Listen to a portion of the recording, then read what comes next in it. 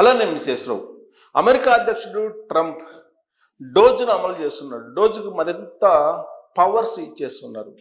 ఇది భారతదేశంలో ఉండే ప్రభుత్వ ఉద్యోగులని కలవరపెడుతుంది. ప్రత్యేకించి తెలంగాణ, ఆంధ్రప్రదేశ్లో ఉండే ప్రభుత్వ ఉద్యోగుల్ని నిద్ర లేకుండా చేస్తుంది. దానికి కారణం ఏంటంటే భారత్ అభివృద్ధి చెందుతున్నటువంటి దేశం, అమెరికా అభివృద్ధి చెందినటువంటి దేశం.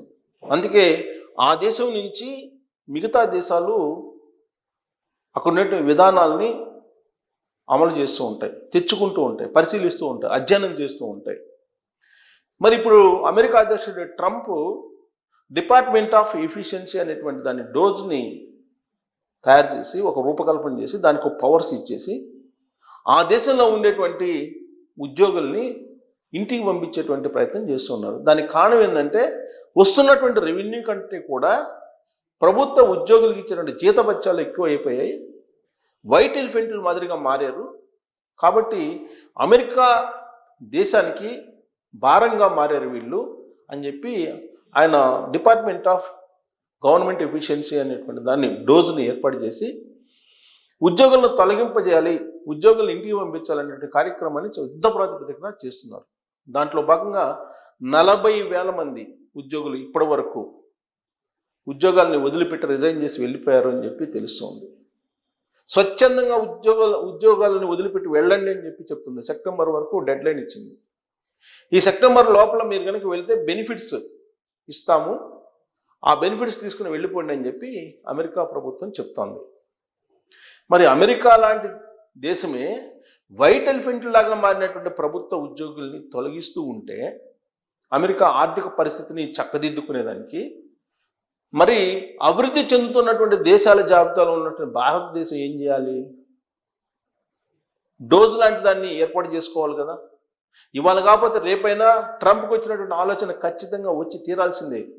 ఎందుకనంటే బడ్జెట్లో సింహభాగం ప్రభుత్వ ఉద్యోగుల యొక్క జీతభత్యాలకు వెళ్ళిపోతుంది. ప్రత్యేకించి తెలుగు రాష్ట్రాల్లో రూపాయికి 99 పైసలు ప్రభుత్వ ఉద్యోగుల జీతభత్యాలకు వెళ్ళిపోతుందని చెప్పి ఆర్థిక మంత్రి పయ్యావుల కేశవ్ చెప్పినటువంటి మాట ఇండిపెండెన్స్ డే సందర్భంగా. మరి రెవెన్యూలో అంత పోర్షను ప్రభుత్వ ఉద్యోగుల జీతభత్యాలకు వెళ్ళిపోతూ ఉంటే అభివృద్ధి ఎలా జరుగుతుంది?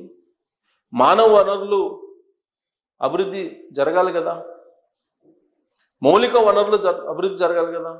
మరి అవన్నీ జరగాలంటే ఉన్నటువంటి ఉద్యోగులకి జీతభత్యాలు క్రమబద్ధీకరించాలి. పిఆర్సీ వేసి జీతాలు పెంచడం కాదు, పిఆర్సీ వేసి తగ్గించేటువంటి ఆలోచన కూడా చేయాలి. జనరల్గా పిఆర్సీ అనగానే జీతభత్యాలను పెంచడం అనేటువంటి మార్గంలోకి వెళ్ళిపోతూ ఉన్నారు. కానీ తగ్గించేటువంటి వెసులుబాటు కూడా దాంట్లో ఉంది. ఒకవేళ అభివృద్ధి రేటు తగ్గినప్పుడు తగ్గించుకోవాలి, పర్ క్యాపిటల్ తగ్గినప్పుడు తగ్గించుకోవాలి. కానీ ప్రభుత్వాలు ఏం చేస్తూ ఉన్నాయి? వృద్ధి రేటుకి పర్ క్యాపిటల్కి సంబంధం లేకుండా పిఆర్సీలు వేసేసి ఉద్యోగులకి జీతభత్యాలు పెంచుకుంటూ వెళ్ళిపోతూ ఉన్నారు. దాంతో రెవెన్యూలో మేజర్ షేరు 90% అబోవ్ జీతభత్యాలకు వెళ్ళిపోతుంది. ఫలితంగా రాష్ట్రాలు దివాళా తీస్తున్నాయి, దేశం దివాళా తీసేటువంటి పరిస్థితికి వచ్చింది. ఆల్రెడీ బడ్జెట్లో మనం చూసాం, 50 లక్షల కోట్ల బడ్జెట్ పెడితే దాంట్లో అప్పులే ఉన్నాయి, ఎక్కువ భాగం అప్పులు తీసుకొస్తూ ఉన్నారు. దాదాపు ఒక బడ్జెట్ కన్నా ఎక్కువ తీసుకొచ్చినట్టు కనిపిస్తూ ఉంది. బడ్జెట్ మించినటువంటి అప్పులు భారతదేశానికి ఉన్నాయి. ఇక ఆంధ్రప్రదేశ్ పరిస్థితి అయితే మరింత దారుణంగా ఉంది. 10 లక్షల కోట్ల రూపాయల అప్పుతోటి ఉన్నటువంటి ఆంధ్రప్రదేశ్, 8 లక్షల కోట్ల రూపాయల అప్పుతోటి ఉన్నటువంటిది తెలంగాణ. మరి ఇలాంటి రాష్ట్రాల్లో మళ్ళీ సిపిఎస్ రద్దు చేయాలంటున్నారు. సిపిఎస్ రద్దు చేసి ఓపీఎస్ కావాలంటున్నారు ఇదే ఉద్యోగులు. వెంకటరామరెడ్డి ఉద్యోగుల సంఘానికి సంబంధించినటువంటి నాయకుడు ఆంధ్రప్రదేశ్, ఆయన 1వ తారీఖు జీతాలు లేకపోతుంది ఇప్పుడున్నటువంటి చంద్రబాబు నాయుడు గారి ప్రభుత్వం. 5వ తారీఖు ఇస్తున్నారు, 1వ తారీఖు ఎందుకు ఇవ్వట్లేదని చెప్పి అడుగుతున్నారు. మరి ఇదే వెంకటరామరెడ్డి జగన్మోహన్ రెడ్డి గారు నెల మొత్తం ఇవ్వకపోయినా కానీ ఎప్పుడు క్వశ్చన్ చేయాల. పైగా జగన్మోహన్ రెడ్డి గారిని మళ్ళీ అధికారంలో తీసుకురావడానికి ఆయన ప్రచారం నిర్వహించారు. ఇక రెవెన్యూ ఉద్యోగుల సంఘానికి సంబంధించినటువంటి లీడరు బొప్పరాజు వెంకటేశ్వర్లు గారు, ఆయన నిన్నగాక మొన్న మాట్లాడుతున్నారు, పని భారం ఎక్కువైంది కాబట్టి మాకు పనిభారం తగ్గించండి అని చెప్పి. రెవెన్యూ ఉద్యోగులు అనగానే, రెవెన్యూ శాఖ అనగానే గుర్తొచ్చేది కరప్షన్. హయ్యెస్ట్ కరప్షన్ దేంట్లోనే ఉందంటే రెవెన్యూలో. వాళ్ళకి పనిభారం ఎక్కువైందని చెప్పి ఆయన చెప్తూ ఉన్నారు. పనిభారం ఉండకూడదు, జీతాలు హయ్యెస్ట్ ఉండాలి, 1వ తారీఖు ఇవ్వాలి. ఎక్కడి నుంచి వస్తాయి డబ్బులు? ఎక్కడి నుంచి వస్తుంది రెవెన్యూ? ప్రజల నుంచి ముక్కు పిండి వసూలు చేస్తుంది ఈ ప్రభుత్వం, భారత ప్రభుత్వం కానీ, లేదా ఆంధ్రప్రదేశ్ ప్రభుత్వం కానీ, లేదా తెలంగాణ ప్రభుత్వం కానీ. ఎంత ముక్కుబిండి వసూలు చేసినప్పటికీ కూడా జీతభత్యాలకు సరిపోవట్లేదు వచ్చినటువంటి రెవెన్యూ. ఇలాంటి పరిస్థితుల్లో ఏం చేయాలి? డోజ్ లాంటిది అమెరికాలో లాగా ఏర్పాటు చేయాల్సిన అవసరం ఉందా లేదా అనే దాని మీద ఒక పెద్ద ఎత్తున చర్చ జరుగుతుంది. అమెరికా అధ్యక్షుడు ట్రంప్ జనవరి 20వ తారీఖున ప్రమాణ స్వీకారం చేశారు. మరుసటి రోజే డోజ్ యాక్టివేట్ అయింది. డోజ్ యాక్టివేట్ అయ్యి 40,000 మంది ఉద్యోగులని, ప్రభుత్వ ఉద్యోగులను ఇంటికి పంపించింది. 2 లక్షల మందిని టార్గెట్గా పెట్టుకుంది.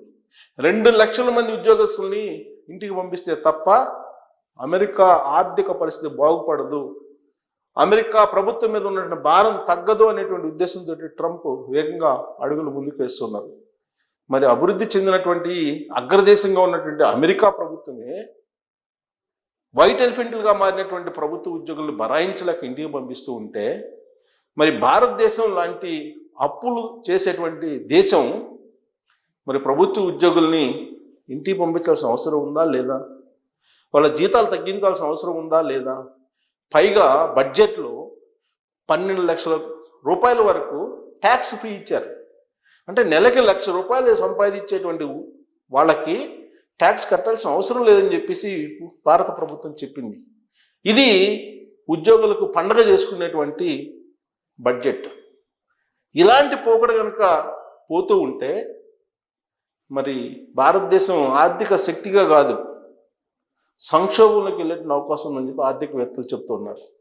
అమెరికా లాంటి దేశం నిర్దాక్షిణ్యంగా కఠినమైన నిర్ణయాలు తీసుకుంటూ ఉంటే, దాన్ని అనేక అంశాల్లో ఆదర్శంగా తీసుకుంటున్నటువంటి భారతదేశం ఉద్యోగుల్ని ఇంటికి పంపించడంలో డోజ్ లాంటి వ్యవస్థను ఏర్పాటు చేయాలనేటువంటి ఆలోచన చేయట్లేదు.